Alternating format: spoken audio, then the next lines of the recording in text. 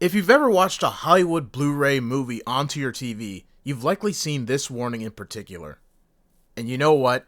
This is garbage. Let me tell you why. Over the past 2 years or so, piracy has been on a significant rise through the internet, and it would have felt unthinkable even 10 years ago.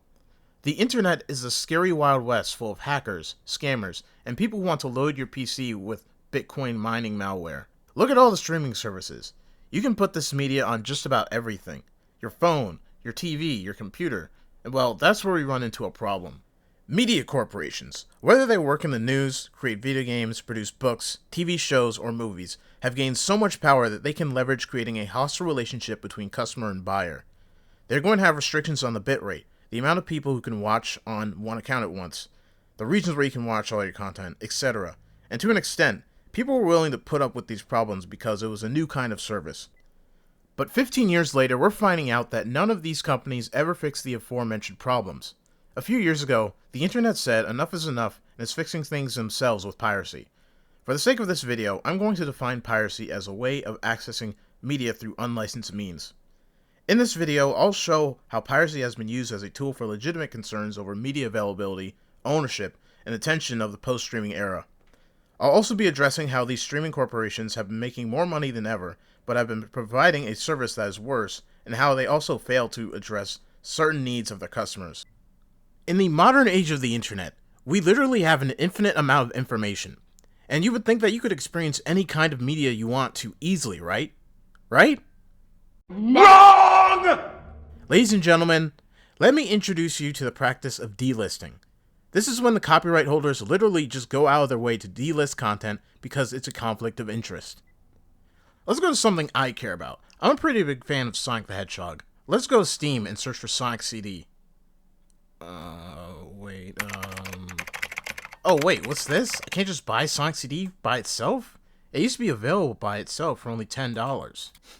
The remaster, commonly known as the Christian Whitehead release, had widescreen support, let you play as Tails, cleaned up both the opening and closing animations, gave you a spin dash, and most importantly allowed you to choose between the American and Japanese soundtracks. Sonic CD had a soundtrack only available in the Japanese release that is considered to be far superior than the American release. The Christian Whitehead release of Sonic CD fixed just about every problem Sonic fans had with the original American release of the game, and it eliminated any need to pirate an inferior copy.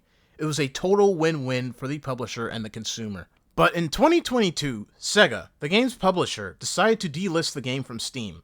Why would they do that, you may ask? Well, because Sega was about to release Sonic Origins, a remastered collection of the first 4 mainline games, and having such a great release of Sonic CD on digital stores would directly compete with the new collection they're trying to sell. Speaking of Sega, they're doing the exact same thing with the Yakuza series. They're remastering versions of the older Yakuza games and delisting the original versions on Steam, even though their fans have pushed back and told them not to do it. Even if you like a game when it first released, developers can just ruin it with a patch. Sometimes, developers are required to update games, taking away music. Sonic 3 and GTA 4 are famous examples of this. It doesn't matter if you like the old music. The copyright for certain songs expired, and you can't play those games with their full original music unless you pirate it, or you go play the original versions on outdated consoles. One of the best things about the internet in my life has been being able to play games that were never released in the United States, and never officially translated into English. Mother 3 is probably the most famous example. Lucas, the protagonist of Mother 3, being made popular to Western gamers through Super Smash Bros. Brawl, and there was no official way to play his game, despite all of the demands that fans made very vocal. It wouldn't have even been that much effort for an official release, but Nintendo never decided to do it. Piracy is literally the only option if you want to play the game in English. Let's move away from gaming for a second. Recently, I'm reading a manga called 20th Century Boys, and I like it a lot. I really want to watch the trilogy of films made adapting the manga, except I literally can't find it on any of the major streaming services. It's not on Netflix, it's not on Prime Video, Peacock, Apple, or any other streaming services, even though some of these corporations are worth trillions of dollars. Really, any foreign movie is a complete coin flip in terms of whether or not it's on a streaming service, unless it's critically acclaimed like Lahane or Seventh Samurai. Ownership. If buying isn't owning, then pirating isn't stealing. This sentiment has been rising everywhere in groups on the internet. But why is that? In the previous section, we talked about how streaming services are failing you, but streaming implies that you don't actually own the product. What is far more sinister is when a corporation tells you you're buying something, but then lies to you about owning it. For example, this is Amazon Prime. These are all the movies I own on my account, but they're not mine in the truest sense of the word. Prime Video could just shut down tomorrow, and all these movies that I've digitally collected would be gone without a trace. Or even worse, Amazon could just decide they could ban me and take away my viewing services along with all the content I've purchased. This exact clause exists in their terms of service to do that, and unless you have the resources for a lawyer, most people don't, there's fuck all you can do about it. Imagine how messed up that is. Could you imagine buying food at a grocery store and then the manager could decide that they could just steal your food after you paid for it? Speaking of Amazon, they want to create a relationship with their customers so that they're constantly renting out their PCs and never owning them. So this isn't even really about digital piracy. This is a mindset of Silicon Valley and Wall Street that their customers will never own anything that they pay for. They will become a business of renting people. And just look at it from a cynical, greedy perspective. A designer fashion company can sell a woman's bag for $1,000 or a pair of shoes for $500. Well, imagine if you divide that price by 10 and made that the cost of renting a good or service every month. Now you have a business model where you know a majority of your customers aren't going to cancel that subscription. Well, you can 10x, 100x, and potentially have an infinite amount of exponential profit. Even Tesla is coming up with subscriptions for their customers. Subscription services for your car's ability to self-drive. You can't make this up. This is how Netflix became a reliable blue-chip stock on Wall Street. When it comes to gaming, video games like the entire Borderlands series got updated with anti-cheat software that literally spies on players regardless of whether or not you're playing with others. If you want to play the game, you have to sign up for their terms of service and consent to that. If you don't, you can't enjoy the game that you already paid for.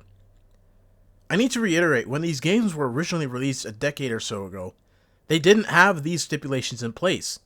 Certain games like SimCity require you to be online all the time. Others, like Rockstar games, force you to be online for a security check in their launcher if you want to play their games. It doesn't matter if you only want to play offline for a single-player experience. Gamers refer to this as digital rights management, or DRM, and it's been frustrating to watch these corporate executives force it down players' throats regardless of them not wanting it.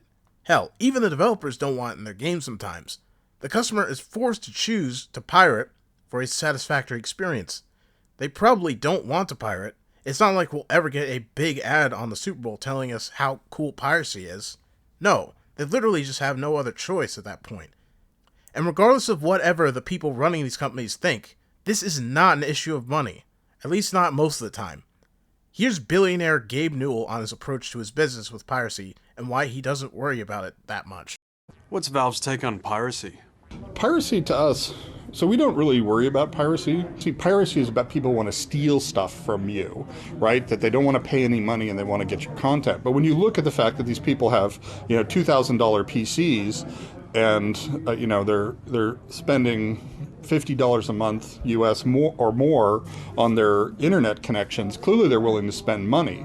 So from our point of view, what we saw more and more is that piracy is the result of bad service on the part of game companies. An example where that was really clear is Russia, right? Everybody in the United States knows that Russians are pirates. There's no point in localizing your game. There's no point in making your product available in Russia because all they'll do is pirate it. When the reality is that the pirates in Russia were actually doing a much better job than the games companies themselves in localizing the product and making it available.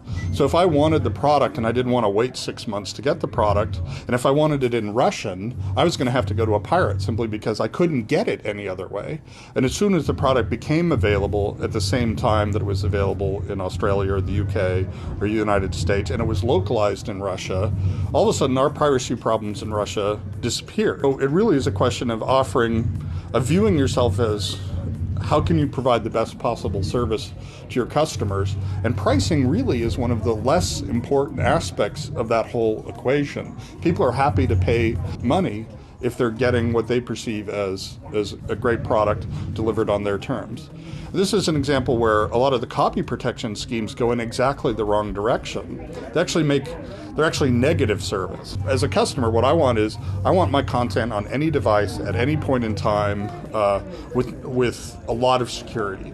With copy protection, you're suddenly like, okay, if I reinstall my operating system, will I be able to play this game? If I buy a new PC, will I be able to? If I go over to my friend's house, will I be able to do it? So if you solve the real problem, which is, hey, I can go over to my friend's house and play the game. I can be in a cyber cafe on vacation and on holiday, and I can play my game, and I can buy new PCs and never have to worry about backing this up or restoring backups or anything like that. Oh, that's great. Then I'm much less likely to get a pirated version. Copy protection makes it less likely that that's going to be the case. And higher service platforms like Steam or other ones that are coming out make you more confident. So when you attack the problem that way, by improving the service component of the experience rather than through copy protection, which reduces the service component. So like I say, by focusing on the customer and doing useful things for the customer, piracy really becomes sort of a non-issue. And this isn't just about media entertainment. Right now, I'm using DaVinci Resolve to edit this video. Now, I don't edit in Premiere Pro, but it's the main editor for a lot of YouTubers out there.